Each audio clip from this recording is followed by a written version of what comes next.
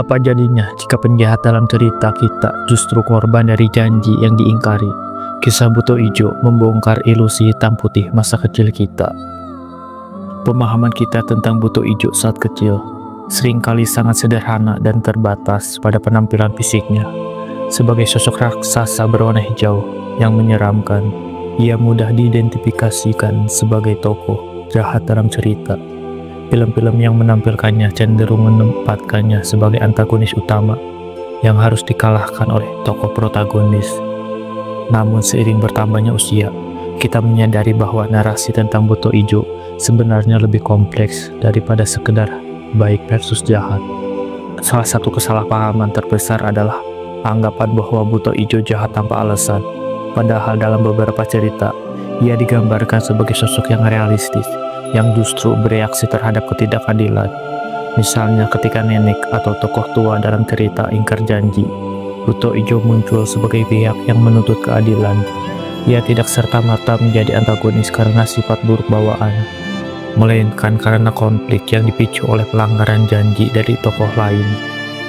Anak-anak kecil cenderung fokus pada visual dan aksi fisik. Wujud Buto Ijo yang besar, suara yang menggelegar, dan sikapnya yang garang membuatnya mudah dicap sebagai penjahat. Mereka belum mampu menganalisis motivasi di balik tindakannya, seperti rasa kecewa atau kekecewaan akibat pengkhianatan.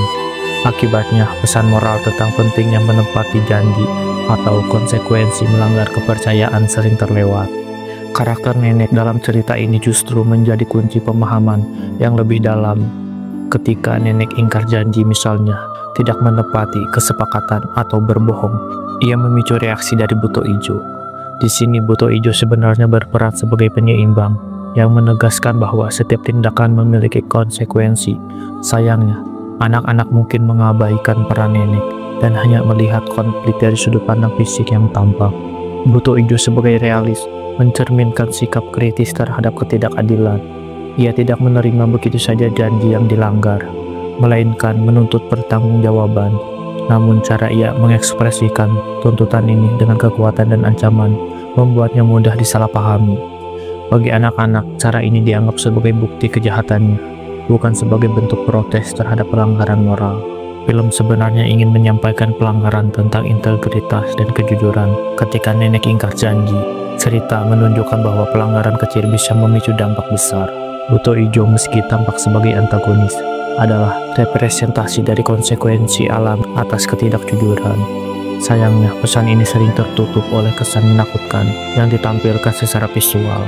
Pendekatan stereotip dalam film anak juga berkontribusi pada kesalahpahaman ini. Anak-anak terbiasa dengan dikotomi hitam putih, pahlawan baik melawan monster jahat. Nuansa seperti tokoh yang bertindak karena diprovokasi atau memiliki alasan rasional sulit dicerna oleh pikiran mereka yang masih berkembang. Buto Ijo pun terjebak dalam kategori jahat tanpa ruang untuk penjelasan lebih dalam. Dampaknya, anak-anak mungkin menginternalisasi pesan bahwa penampilan fisik menentukan sifat seseorang. Mereka belajar untuk takut pada yang berbeda atau aneh tanpa memahami konteks di baliknya. Padahal cerita Buto Ijo justru bisa menjadi media untuk mengajarkan empati, misalnya dengan bertanya, mengapa ia marah? Apa yang membuatnya bersikap demikian? Refleksi dewasa mengungkap bahwa antagonis dalam cerita seringkali adalah korban dari situasi yang rumit. Buto Ijo bukan sekedar monster, melainkan cerminan dari kegagalan komunikasi atau pengkhianatan dalam relasi manusia. Pemahaman ini mengajarkan kita untuk tidak terburu-buru menghakimi, melainkan mencari akar masalah sebelum memberi label. Kesalahpahaman masa kecil tentang Buto Ijo mengajarkan pentingnya melihat cerita dari berbagai perspektif. Apa yang tampak sebagai kejahatan bisa jadi adalah respon terhadap ketidakadilan. Dengan memahami hal ini, kita tidak hanya lebih bijak dalam menafsirkan kisah-kisah lama, tetapi juga lebih kritis dalam menilai realita di sekitar kita. Nothing can brim bam bam brim bam bam brim bam bam boom. Nothing can brim bam bam brim bam.